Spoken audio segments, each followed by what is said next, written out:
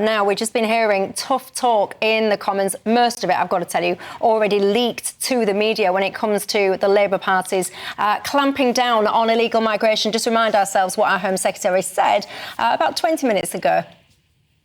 We must act too. We will do so by making refugee status temporary, not permanent. A grant of refugee status will last 2.5 years, not 5. It will be renewed only if it is impossible for a refugee to return home. Permanent settlement will now come at 20 years, not 5.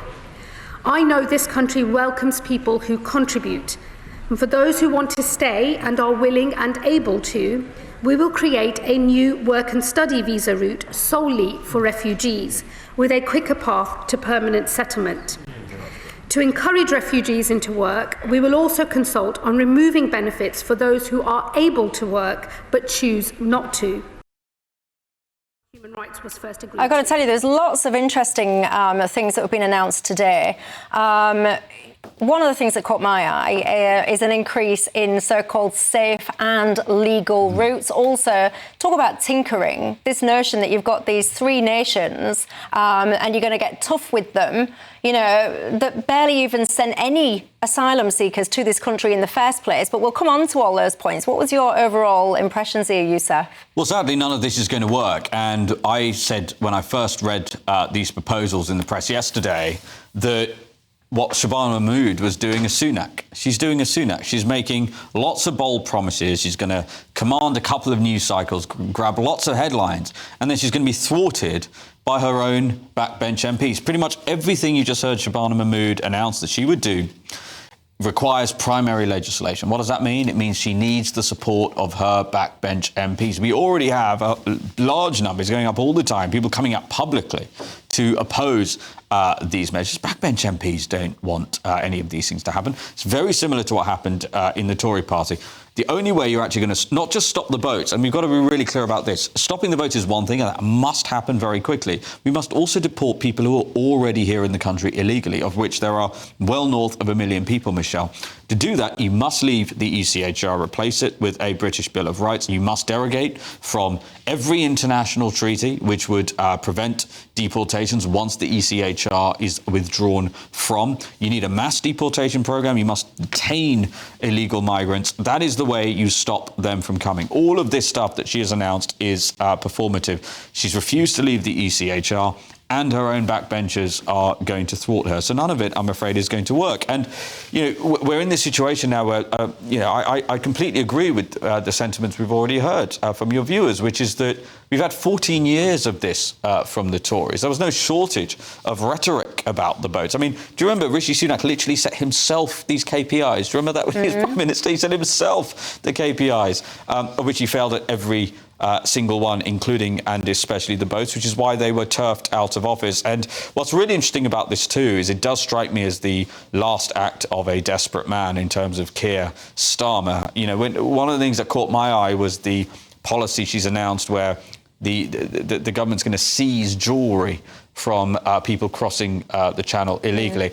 I think that is a tell because unless they think that it's you know, Lil Wayne and 50 Cent coming across constantly, I can't see how the jewelry is going to raise anything remotely a sensible amount of money to pay for all of these accommodation costs. So what that tells me is this is performative. It's designed to grab headlines.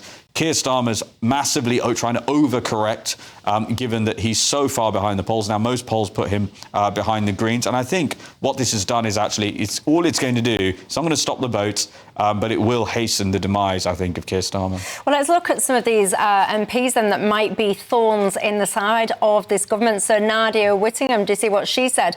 She's the MP for Nottingham East. Take a listen.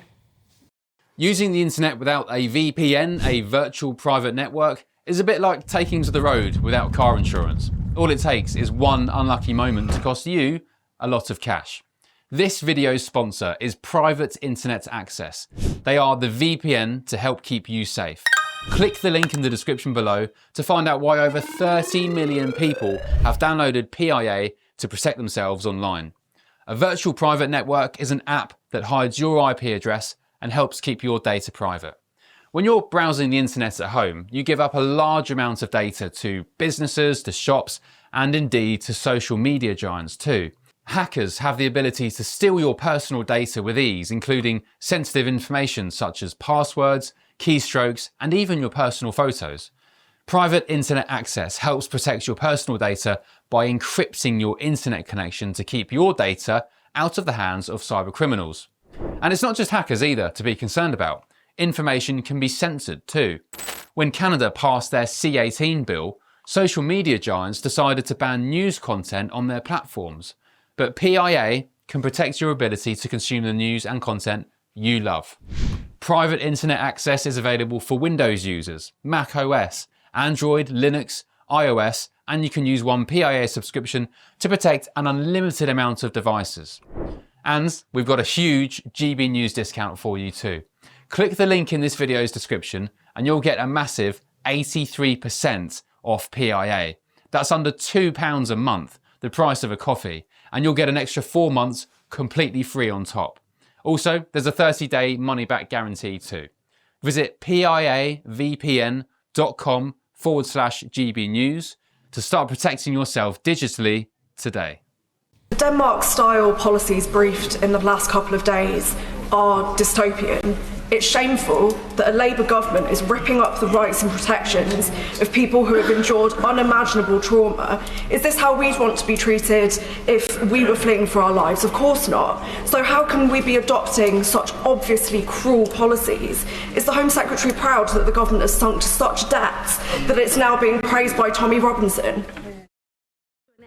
I do try hard, but every time I hear some people talking about, people fleeing for their lives, my eyes, they inadvertently roll. I can't help it because they're actually fleeing from France. I mean, we do need to maintain sense of that, please. Anyway, look, Tony Vaughan, he is an MP for Folkestone. He went to Twitter today and said, yes, we're at a fork in the road, basically. He was saying the idea that recognised refugees need to be deported is wrong. We absolutely need immigration controls, and where these controls decide to grant asylum, we should welcome and integrate, not create perpetual limbo and alienation. The rhetoric around these reforms encourages the same culture of divisiveness that sees racism and abuse growing in our communities.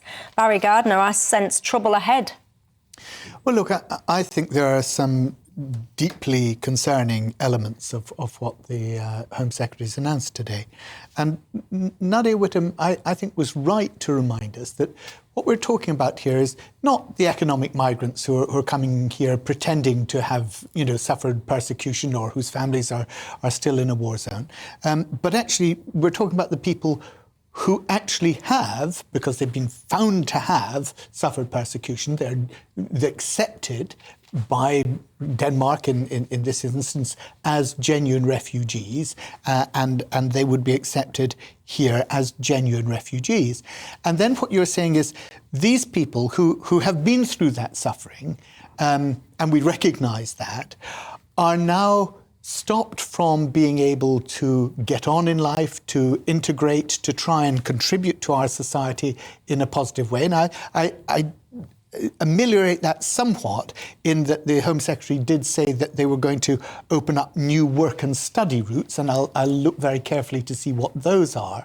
But I think what's happening here is you're saying these people will have their lives on hold for 20 years. Now, what happens if they fall in love and get married to a British citizen? There's an easy way round that repatriation, that deportation at the end of the time that the government decides that they have to go back, because they will apply for settlement under a different route. What happens if they have a child while they're here, and that child is the child of a British citizen and somebody who has no right to stay here? Are you really going to rip that family apart in 20 years' time? But Barry, you're not. And that's why I think it's really important that we look at the detail of this. There's some perfectly acceptable elements of what the Home Secretary has announced today.